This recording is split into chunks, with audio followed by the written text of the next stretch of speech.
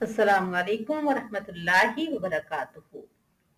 जब हम कोई फैसला करना चाहते हो और हमें मुश्किल हो, तो उस बेहतरीन फैसले के लिए अल्लाह से मदद मांगने और अपने नफ्स की शर से बचने की दुआ क्या है?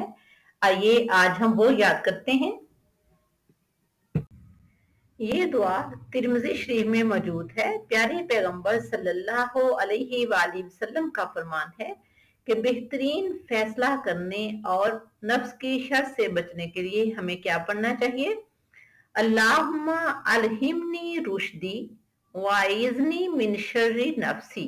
फिर देखें, अल्लाहुम्मा अलहिमनी रुश्दी वाइज़नी मिन शर्रि नफ्सी।